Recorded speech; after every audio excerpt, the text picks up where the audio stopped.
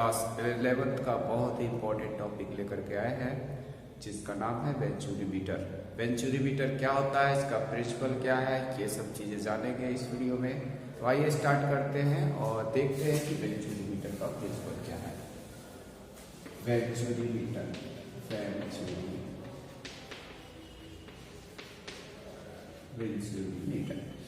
ठीक है।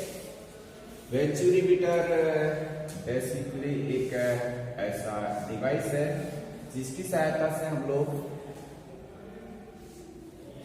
Liquid flow rate को फाइंड आउट करते हैं, यानी किसी लिक्विड के फ्लो को हम लोग फाइंड आउट करते हैं कि इसका फ्लो रेट क्या है या डिस्चार्ज रेट क्या है, तो इसको हम फाइंड आउट करते हैं। ठीक है, इसके कौन कौन से पार्ट होते हैं, किस तरह से होता है, ये सब इस कंस्ट्रक्शन में हम लोग देखेंगे। यहाँ पर क्या है, ये जो है यहाँ से इसके 3 पार्ट्स है जिसको हम इनलेट पार्ट कहेंगे इसको।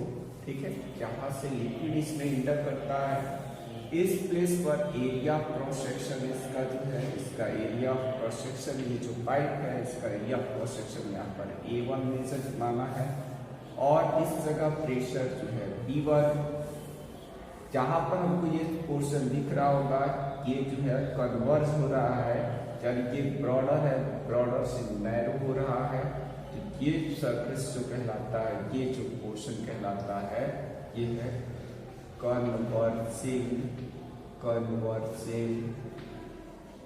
कन्वर्जिंग पार्ट है। ठीक है, और जहां पर ये जो पोर्शन दिख रहा है, ये छोटा सा ये नैरो सा पार्ट, इसको बोलते हैं, ये पोर्शन कहलाता है थ्रोट। ये पोर्शन क्या कहलाता है, थ्रोट कहलाता है, थ्रोट। और फिर यहाँ से ये पोर्शन क्या हो रहा है, फिर थोड़ा बड़ा हो रहा है, ब्रॉडर हो रहा है, तो हम इसको कहेंगे, ये जो पोर्शन है ये डाइवर्सिंग पार्ट है, इसका डाइवर्सिंग पार्ट। ठीक है, और ये पूरा पोर्शन हमारा एक क्या है, ट्यूब है, जहां से लिक्विड का फ्लो जो है, इसकी वेलोसिटी को हम V2 मान लेते हैं। यहाँ पर एरिया क्रॉस सेक्शन जो है उसको A2 मान लेते हैं। इसको एरिया क्रॉस सेक्शन इस प्लेस पे हम A2 मान लेते हैं, और इस जगह पर प्रेशर को P2 मान लेते हैं। ठीक है, हम लोग को मालूम है जहां पर एरिया ज्यादा होता है वहां पर प्रेशर ज्यादा होता है, जहां पर एरिया कम होता है, एरिया क्रॉस सेक्शन, वहां पर प्रेशर क्या होता है, वो कम होता है। यानी इसमें एक्चुअल में क्या होता है, वेंचुरीमीटर में यहाँ पर जो प्रेशर का जो डिफरेंस आता है, इस प्रेशर के डिफरेंस की वजह से ये जो हमारा लिक्विड का जो फ्लो है, जहां से ये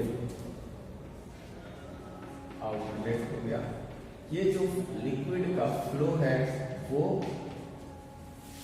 काइनेटिक एनर्जी में कन्वर्ट हो जाता है। और इसकी हेल्प से हम लोग क्या फाइंड आउट करते हैं, इसकी हेल्प से हम लोग फाइंड करते हैं rate of flow of liquid, यानी कि इसका डिस्चार्ज कितना होता है, कैसे होता है, लिक्विड का रेट क्या है, वो फाइंड आउट करते हैं।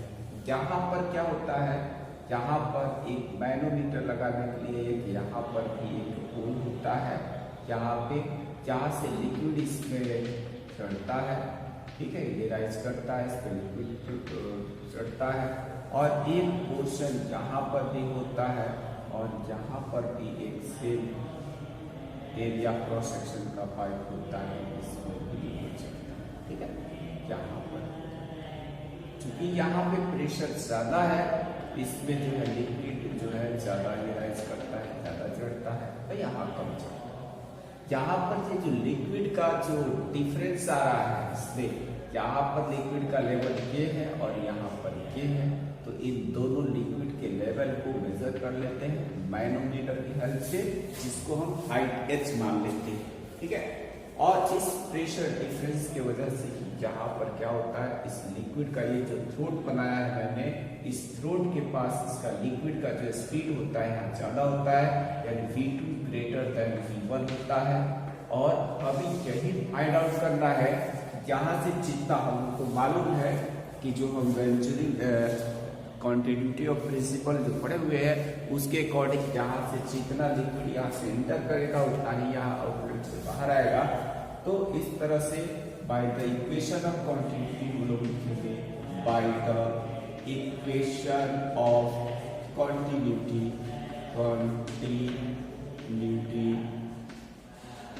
A1 V1 equal to A2 V, ये चीज हम लोग पढ़ते हैं। ठीक है, इसको आप कुछ इक्वेशन का नाम भी दे सकते हैं, या इससे मैं करता हूँ कि V2 की वैल्यू फाइंड आउट करता हूँ। V2 इक्वल टू यहाँ पे आ जाएगा, V2 जब निकालेंगे A2 इधर डिवाइड में आएगा A1 और A2 और ये आ गया V। ये हमारे पास इक्वेशन फर्स्ट हुआ। ठीक है, इसके बाद क्या करना है, आपको जो बर्नौली इक्वेशन पढ़े हैं बर्नौली, तो उस बर्नौली इक्वेशन का यूज करना है by using Bernoulli equation. Bernoulli equation क्या है, हम लोग पढ़े हुए हैं कि when a liquid flow in a streamline then the total energy at any point of the tube is equal to the always constant, and total energy कौन से होता है, pressure energy, kinetic energy and the potential energy. तो ये तीनों का सम जो है ऑलवेज कांस्टेंट होता है। तो वही चीज यहाँ पर प्रेशर एनर्जी को हम अगर मान ले P1 तो P1 प्लस यहाँ पे kinetic energy half rho V1 square, where rho is the density of the liquid, इसमें जो ये लिक्विड जो फ्लो कर रहा है उसकी डेंसिटी है। ठीक है, इसके अलावा होता है plus rho g H1 equal to P2 plus half rho V2 square plus rho g H2। अब जहां पर H1 और H2 हुआ करता था कि जो भी हमारा ग्राउंड सरफेस है उससे उसकी होती थी हाइट, तो वो हॉरिजॉन्टल, ये जो ट्यूब रखा गया है वो हॉरिजॉन्टल रखा गया है। तो यहाँ लिखेंगे और हॉरिजॉन्टल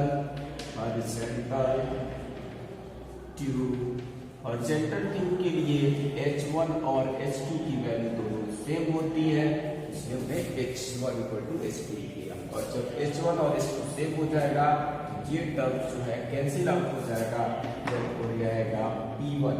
इस P2 को हम लेफ्ट हैंड साइड में लाते हैं क्योंकि जहां पर एरिया क्रॉस सेक्शन जो है वो ज्यादा है, यहाँ पे कम है, जहाँ प्रेशर ज्यादा होगा ये प्रेशर कम होगा, और इस प्रेशर डिफरेंस की वजह से ही क्या होता है, इसका प्रेशर एनर्जी काइनेटिक एनर्जी में कन्वर्ट होता है। तो P1 माइनस यहाँ P2 लिख लेंगे इक्वल टू ये पोर्शन जो है जहां पे मैंने इसको इधर लेफ्ट साइड में लाया, ये हाफ रो V1 स्क्वायर को राइट हैंड साइड में ले जाएंगे तो आएगा हाफ रो यहाँ पर V2 स्क्वायर माइनस 1/2 रो V1 स्क्वायर प्लस यहाँ पर रो जी H2 के जगह भी H1 लिख देते हैं, और ये जो प्लस का हाफ रो जी H1 है ये लेफ्ट हैंड साइड में आएगा तो ये भी हाफ रो जी H1 होगा, ये कैंसिल आउट हो जाएगा। यहाँ पर हम लोग को क्या दिखाई दे रहा है, इस जगह पर हमें कुछ कॉमन टर्म्स दिख रहा है, और वो कॉमन टर्म्स क्या है,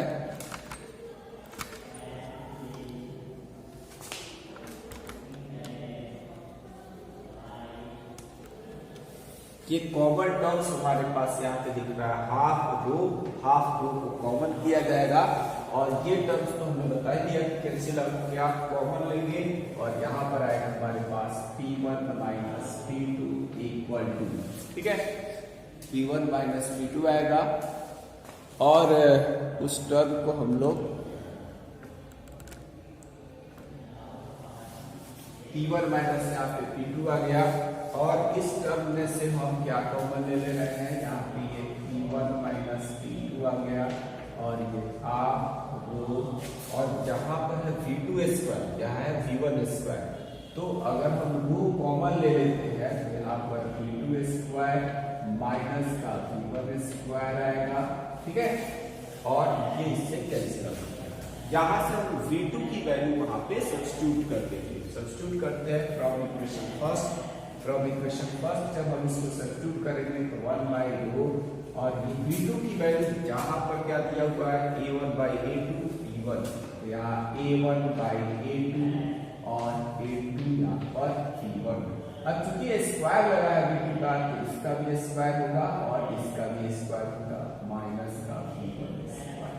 ठीक है, ये हमारे पास P1 माइनस P2 की वैल्यू आ गई। ठीक है, यहां तक अगर कोई प्रॉब्लम है आप बता सकते हैं। ठीक है, अब क्या करना है, हमने बताया कि जो P1 माइनस P2 होता है, यानी जहां पर ये जो प्रेशर मेजर किया गया है प्रेशर और यहाँ पे, तो जहां पर इन दोनों का जो प्रेशर का यानी जो लिक्विड का जो हाइट इसमें राइज किया है, इन दोनों का डिफरेंस है H। ठीक है, the difference between the liquid levels in the manometer at the point A1 या फिर कह सकते हैं in the inlet and the throat is H। ये जगह पर हम लोग यहाँ पर इस प्रेशर डिफरेंस को H माने हैं, तो वहां पर आ जाएगा टोटल हमारे पास प्रेशर निकलेगा, प्रेशर इक्वल टू होता है H रूट G इक्वल, ये हाफ रू तो रहेगा ही, जहां V1 स्क्वायर भी कॉमन हमको दिख रहा है तो ये V1 स्क्वायर लिख दिया। ठीक है, और जहां पर बचेगा A1 square upon A2 square minus का 1। ठीक है, रो से रो यहाँ पे कैंसिल हो जाएगा, H हमारे पास रहेगा, H रहेगा, और जहां से क्या जाएगा, ये 2 इधर जब मल्टीप्लाई होगा तो आएगा 2HG। ठीक है, इक्वल टू आ गया V1 स्क्वायर, और इधर एलसीएम लिया जाएगा A2 स्क्वायर आएगा, और ये A2 स्क्वायर यहाँ पर A1 square minus A2 square LCM लिया गया, और इससे हम जब V1 स्क्वायर की से वैल्यू फाइंड आउट करेंगे तो क्या मिलेगा हमारे पास, ये देखिए थोड़ा सा यहाँ पे ये टर्म इधर आएगा, तो और लिख सकता हूँ A2 स्क्वायर अपॉन ये पूरा टर्म्स यहाँ पर आ गया A1 square minus A2 square, इतना लिख लेंगे। ठीक है, ये इधर आ गया, ये टर्म्स इधर, और साथ में यहाँ पे क्या चल रहा है 2GH तो चल ही रहा था, और यहाँ केवल बचेगा V1 स्क्वायर। ठीक है, तो हमारे पास V1 स्क्वायर की वैल्यू आ गई। अब V1 स्क्वायर की जब वैल्यू आ गई तो हम क्या करेंगे, इससे V1 की वैल्यू निकालेंगे, और V1 इक्वल टू जब निकाला जाएगा, यहाँ स्क्वायर है तो इधर आके स्क्वायर रूट हो जाएगा, जब क्या जाएगा स्क्वायर रूट होल का होगा, तो यहाँ पर GH को मैं एक साथ यहाँ लिख देता हूँ, और इसका स्क्वायर रूट ऐसे लिख देता हूँ A2 square divided by A1 square minus A2 square. ठीक है, अब यहाँ से आ गया, इसका स्क्वायर करेंगे A2 स्क्वायर का स्क्वायर रूट लेंगे तो A2 बचेगा, तो A2 को यहाँ लिख लेता हूँ, और अंडर रूट ऑफ 2GH और इनटू क्या तो यही तरह लिख देता हूँ A2 upon under root of A1 square minus A2 square. ठीक है, ये हमारे पास V1 की वैल्यू आ गई। ठीक है, यहाँ तक अगर कोई प्रॉब्लम है तो आप discharge of discharge of the liquid, इसको Q से रिप्रेजेंट करेंगे, और यह आएगा A1 A2 लिखे या A2 E2। तो हम लोग यहाँ पर V1 की वैल्यू डाले हुए हैं, तो इसलिए V1 ही लिखने रहते हैं, और यह जाएगा A1, और V1 की वैल्यू यहाँ पर आया है A2 by under root of A1 square minus A2 square and divided by multiplied by 2GH। ठीक है, या इसी चीज को ऐसे लिखा जा सकता है A1 A2 under root of A1 square minus A2 square under root of 2GH। तो जिस तरह से हमारे पास ये क्या निकल गया, the rate of flow of the liquid, the rate of flow of the liquid. ठीक है, the rate of flow of the liquid, और